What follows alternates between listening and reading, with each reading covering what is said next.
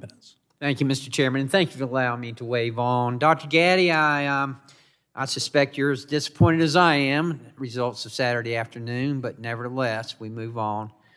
Thank you for being here. You've been here quite often, and we appreciate it. And thank all of you for being here, as a matter of fact. But Dr. Gaddy, I noticed that in your testimony, you made the point, and you made it before, about this rush to green and how we're sacrificing our global competitiveness, and I couldn't agree with you more. As I think I've told you before, I've been to Europe as a member of the Conservative Climate Caucus, and I've seen what has happened there, where they've allowed their policies to get ahead of their innovation, and now they're backtracking, even having to use coal in some instances. And I fear that we may be doing the same thing. I'm very concerned about our home state of Georgia and about the fact that we're investing a lot in green energy, and as we should, and that's good. But, you know, even with the Hyundai plant coming, you know, what happens if we get a change in administration and all of a sudden we shift gears and we're not headed toward this, down this path anymore? But nevertheless, that's a chance we take. And it's also concerning to me about, you know, this is a global problem. We all understand that. Everyone here understands it's a global problem when we're talking about greenhouse gas emissions or when we're talking about carbon emissions.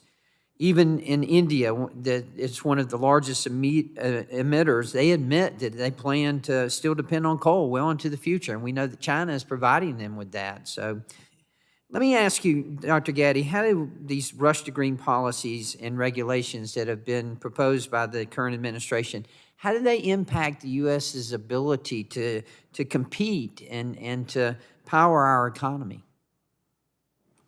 Congressman Carter, it's good to have you here. I would like to, for the record, to say that the chair made a very hurtful remark earlier to the gentleman from Alabama. And yeah, with regard to the policy impacts on this, it's going to be a recurring point from myself and from my colleagues that I work with at the University of Georgia. This is going to fundamentally restructure and reorganize our industrial base. It's going to change it. One of the most principled impacts that it's going to have is the resources that Ms. Bradbury has talked about.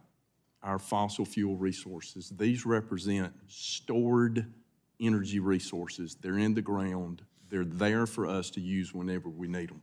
Primary energy resources. To shift to an industrial strategy where we have to manufacture our stored energy in terms of batteries, we don't know the consequences, and we don't know if our industrial base can stand up to our competitors in that way. We're looking at electrifying our economy. We don't know if an electrified economy, an electrified America, can stand up to competitors.